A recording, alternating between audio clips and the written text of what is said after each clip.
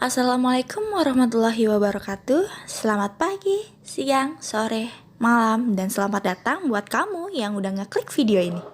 Di sini kami akan menjelaskan apa itu organisasi dan departementalisasi. Simak ya. Sebelumnya izin memperkenalkan diri, nama saya Ala Dunia dari kelompok 1 akuntansi A2 semester 2. Anggota lain dari kelompok 1 ada Indah Nailatus Syahada, ada Indra Setiawan, ada Isnain, Jul Rahmain, dan ada Junior. Oke, kita masuk ke materi ya. Materi pertama, pengertian organisasi. Pengertian organisasi.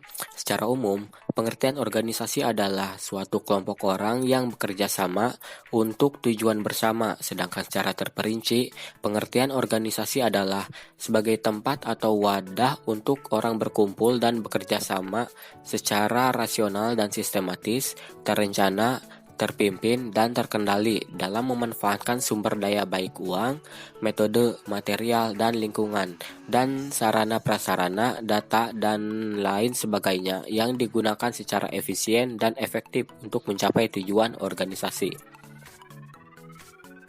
Struktur organisasi.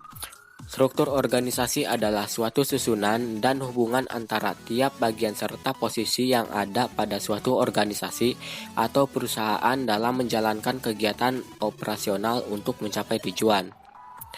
Adapun faktor-faktor yang mempengaruhi struktur organisasi, yaitu strategi organisasi, skala organisasi, teknologi, dan lingkungan.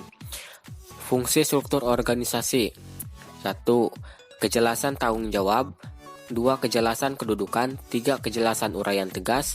4. Kejelasan jalur hubungan. Pembagian kerja. Pembagian kerja adalah merupakan penjadwalan kerja personalia karyawan di suatu perusahaan. Fungsi pembagian kerja adalah untuk memudahkan dan menghindarkan bentrok kerja.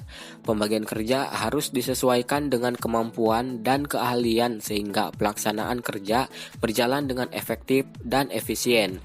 Dalam pembagian kerja, karyawan harus memiliki sikap seperti di bawah ini. Wewenang dan tanggung jawab, authority and responsibility, disiplin,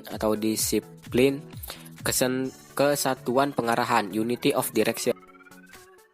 Selanjutnya adalah departementalisasi.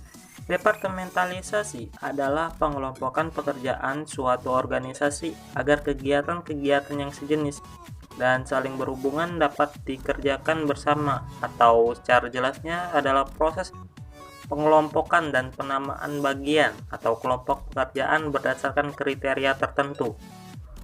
Dalam departementalisasi dibagi menjadi dua, yaitu departementalisasi fungsional dan departementalisasi divisional.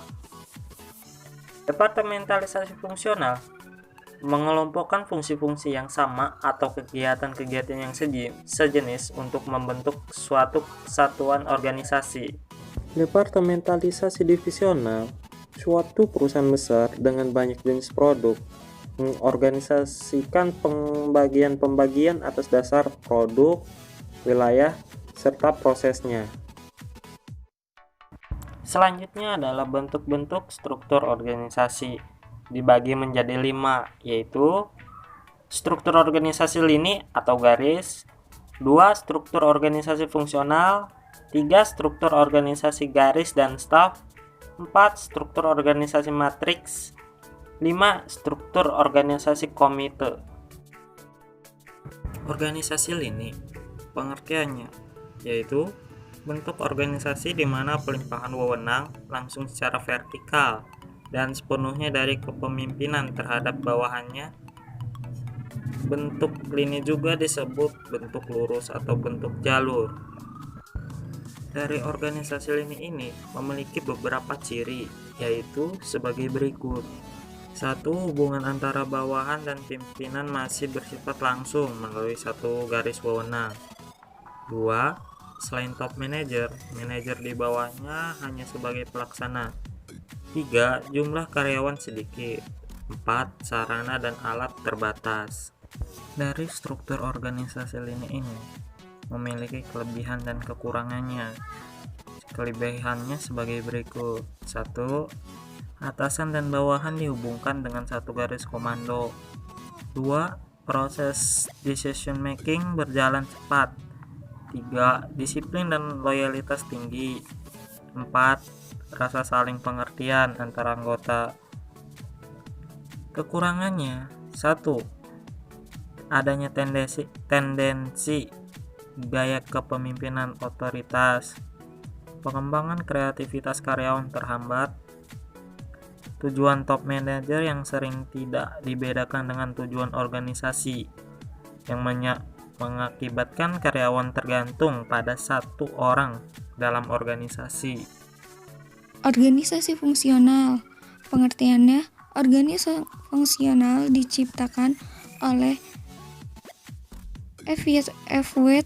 Taylor, yaitu suatu bentuk organisasi di mana kekuasaan pemimpinan dilimpahkan kepada para pejabat yang memimpin satuan di bawahnya dalam satuan bidang pekerjaan tertentu.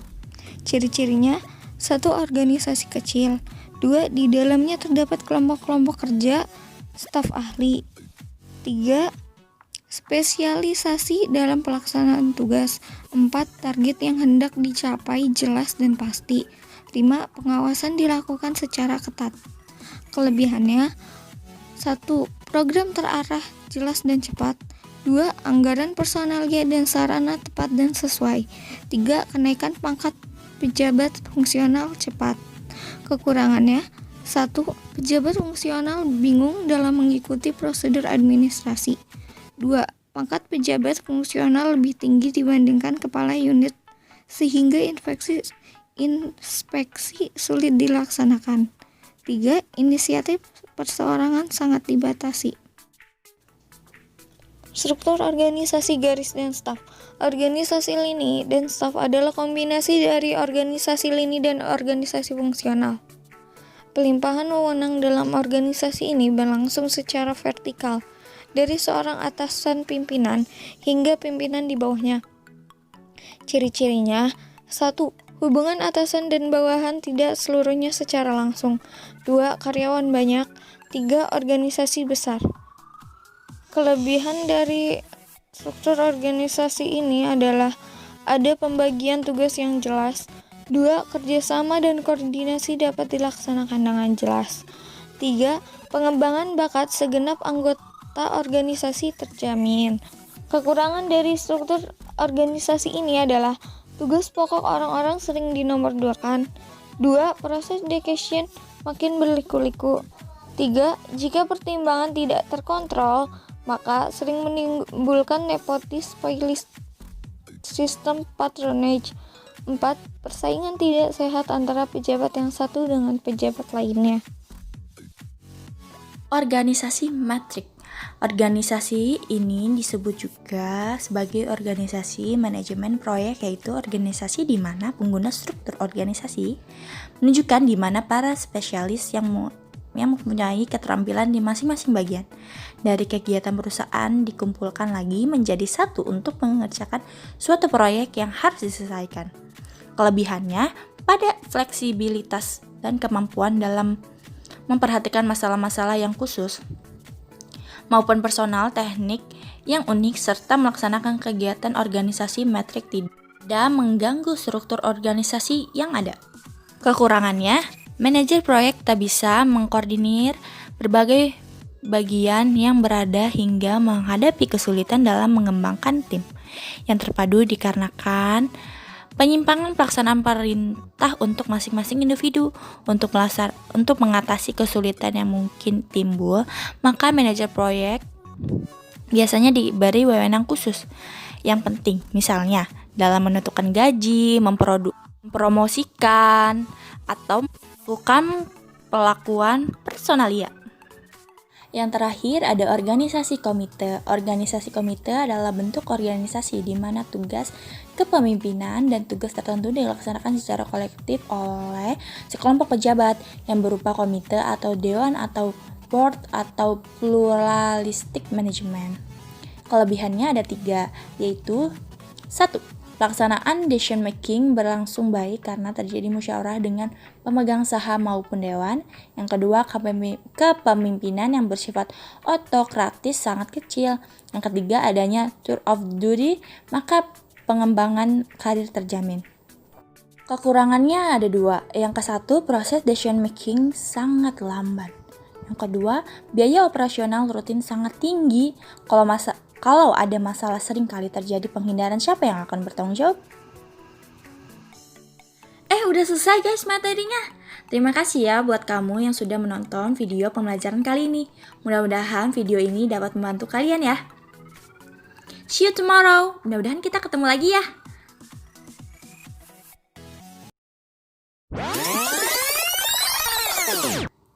Tunggu. Aku punya pantun. Hidup itu kadang di atas dan di bawah. Kalau pas di atas, ingat yang di bawah. Kalau saat di bawah, nggak boleh menyerah.